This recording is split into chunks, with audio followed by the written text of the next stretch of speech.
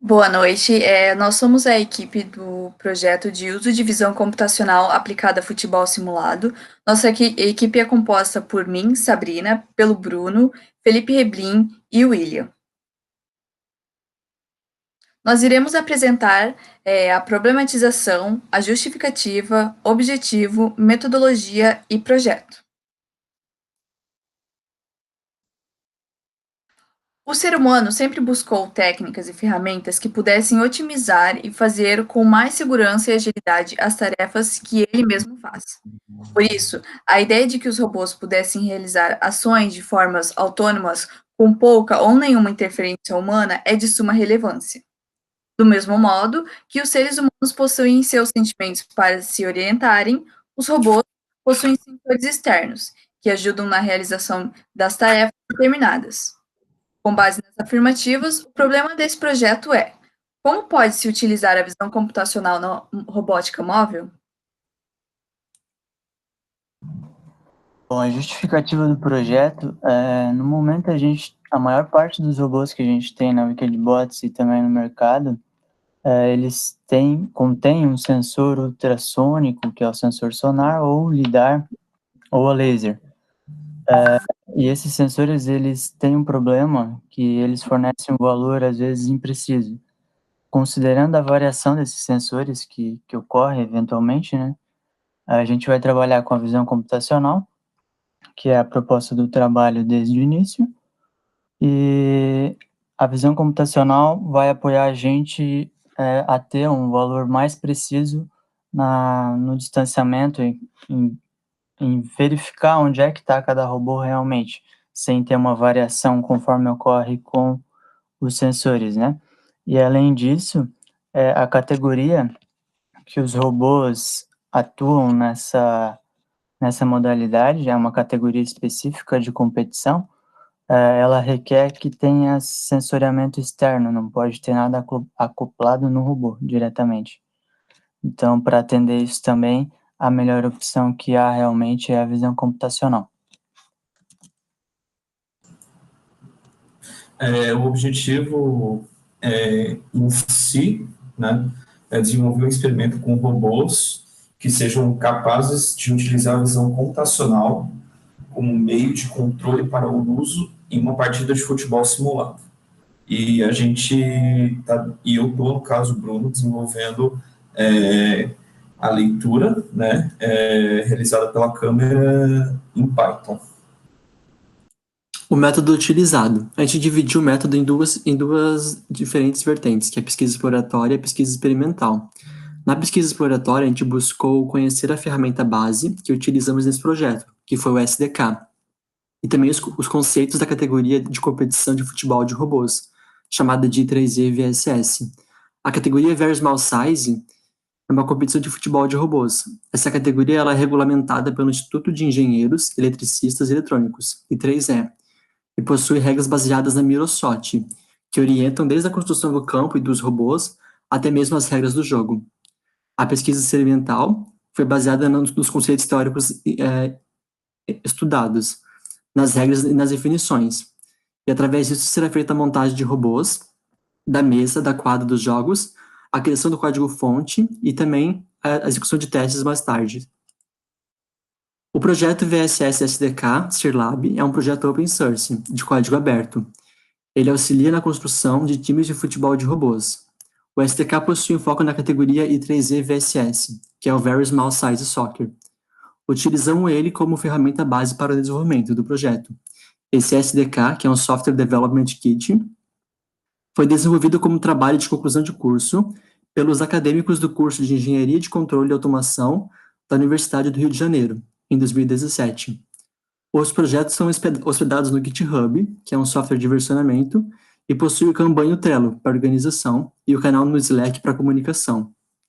O projeto SDK ele é dividido em 4 partes, que é o VSS Vision, o VSS Simulator,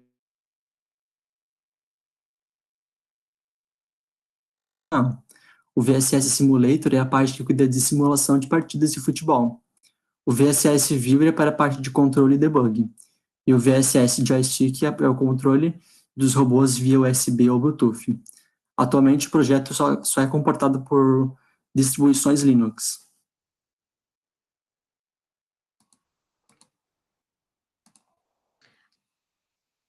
A competição Very Small Size Soccer é uma categoria da competição brasileira de robótica, cujo objetivo é construir um time de robôs que jogue futebol de modo autônomo. Cada time é composto por 3 pequenos jogadores, que se locomovem com rodas e se orientam a partir das imagens obtidas por uma câmera instalada acima do campo, conforme a imagem apresentada na apresentação. Ao processar essas imagens, um computador define a estratégia a ser seguida e envia sinais para todos os robôs, indicando sua movimentação em campo. Ganha o time que marcar maior número de gols. Agora, referente às regras da competição, elas podem ser divididas em 3 grandes áreas, que é as regras para a construção do robô, as regras para a construção do campo e as regras para a partida. O campo pode voltar. É necessário que as regras do campo sejam todas cumpridas para que o campo seja padronizado. O campo é feito de uma chapa plana e rígida de madeira com as medições de 50 centímetros por 130 centímetros, de cor preta fosca. Ela não pode ser reflexiva, pois isso pode ocasionar alguns problemas. E as laterais devem medir 5 centímetros de altura por 2,5 de largura. A textura do campo é similar à de uma mesa de ping-pong, e a cor da bola deve ser laranja. Já referente às regras da construção do robô, servem para limitar alguns aspectos importantes à relação ao espaço disponível. Os robôs não devem possuir mais de 7 centímetros de lado. Uma proteção pode ser utilizada desde que os lados do robô, em sua totalidade, não ultrapassem 8 centímetros. O topo dos robôs devem ser da cor preta. No topo de cada robô deve haver uma etiqueta para identificação de um time, que deve ser obrigatoriamente azul ou amarelo. E não pode haver fios ligados aos robôs e devem ser autônomos. Já as regras referentes à partida orientam como o jogo deve proceder, definindo as regras básicas que devem ser respeitadas. A partida dura 10 minutos, com 2 tempos de 5 minutos. Há um intervalo de 10 minutos entre um tempo e outro. Cada time tem direito a 2 tempos de 2 minutos que podem ser pedidos a qualquer momento. Caso a diferença de gols entre os dois times chegue a 10, a partida é encerrada. Um pênalti ocorre quando a bola fica mais de 10 segundos dentro de alguma das áreas.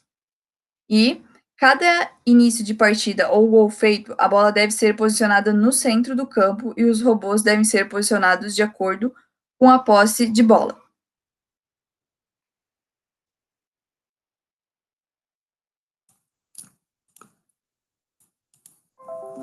A imagem mostra um exemplo da nossa calibração de cores. A câmera que a gente possui é capaz de captar formas geométricas e cores, mas para que ela faça essa identificação de forma correta, deve ser feito o processo de calibração, que leva em consideração o brilho, a saturação e a cor. Então, a gente tem que ser ajustado a 3 parâmetros diferentes, que é a matriz, a saturação e o brilho. A matriz vai definir a cor que a gente está buscando, a saturação vai dizer quão pura é essa cor, e o brilho vai dizer se ela é uma cor mais escura ou mais clara. Depois que essas 3 coisas estiverem configuradas, será capaz de definir qual cor e qual forma estamos buscando.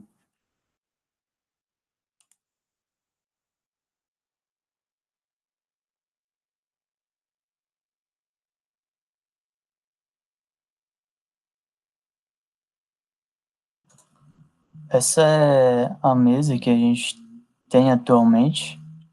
Ela foi reformada ali. Eu não me lembro quando foi, Felipe. Setembro? Foi no final do ano passado, ali no segundo. Foi 2019. A gente lixou ela e repintou. Foi repintado com preto fosco. A gente teve problema também com a identificação das cores, como a Sabrina falou. Ela estava refletindo um pouco, então atrapalha na identificação das cores em si. E só para deixar claro, o projeto ele já vem andando há um tempo E inicialmente a gente ia usar esse SDK que o Felipe falou bastante, que já era uma solução pronta utilizada por um time do Paraná, de uma faculdade do Paraná. Mas a gente investiu um bom tempo e não tivemos sucesso. E em acordo ali com o orientador do projeto, foi decidido que a gente iniciaria um projeto novo, digamos, iniciaria o nosso software, justamente também para a gente saber como é que as coisas andam, como é que elas funcionam, porque no software pronto a gente teria dificuldade de fazer alguma adaptação que a gente ia precisar, então a gente decidiu fazer isso do zero. E a gente está bem no início ainda, então pode dar sequência. Bruno? Então, a parte desse software, né, que o William comentou, né, a gente está desenvolvendo uma nova interface, que o William está cuidando dessa parte, e eu estou cuidando da parte da leitura das cores através da câmera, né. Então, esse software, ele ainda está em fase de desenvolvimento, ele está sendo feito em Python, né, e é isso, pode prosseguir.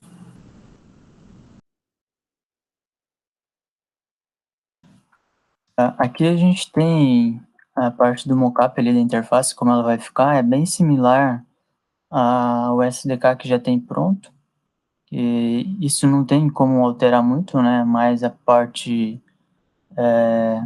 back-end, que a gente chama, a parte de trás, realmente que vai funcionar o negócio, mas a parte que a gente visualiza e vai fazer as configurações é basicamente essa.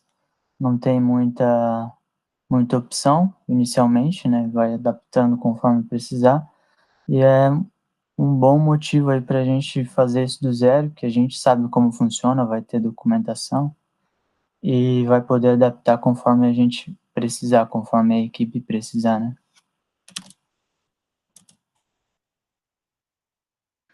Na tela inicial, pode voltar ali, Felipe. Tá, na tela inicial ali, a gente tem o botão para iniciar a calibragem ali em cima, que foi explicado pelo Felipe antes, que é para fazer a calibração da imagem, para identificar as cores. Ali embaixo, na parte da direita, na segunda tela ali, tem para a gente configurar a saturação, o brilho, enfim, até que a câmera identifique as cores realmente que a gente está calibrando. Antes foi citado pela Sabrina que cada robô tem no topo uma cor. Os times, eles são na cor amarela e na cor azul, e o robô tem outra cor junto com essa cor amarela ou azul. Aí a cor pode variar, pode ser roxo, enfim, só tem restrições de cores ali, mas pode ser algumas cores. A gente tem algumas opções. E as cores ficam na diagonal. Então, essas cores que a gente calibra aqui na parte de calibragem, só seleciona a cor do time ali, ou também não é um requisito, pode só selecionar a cor ali no botão em cor a calibrar, e a gente vai verificar se a câmera realmente tá identificando aquela cor que for selecionada. Se não, a gente precisa calibrar ali a cor, o brilho e a saturação. E aí a gente tem o botão ali de salvar a configuração, caso a gente queira, né? Salvar em um arquivo. E o exportar a configuração, não, o exportar é isso, a gente salva em um arquivo, e o salvar a configuração como padrão é o que vai ser configurado na parte de competição. Pode ir para a próxima tela. Aí aqui é a tela de competição já. Ou a gente importa a configuração de calibração, né? Ou ele pega a calibração que foi definida por padrão. Aí basicamente é isso, como eu falei ali, as cores na diagonal, define o número dos robôs ali, e a câmera na lateral aqui em tempo real que está sendo desenvolvida ali pelo Bruno. E o parar é só para parar de processar a imagem realmente.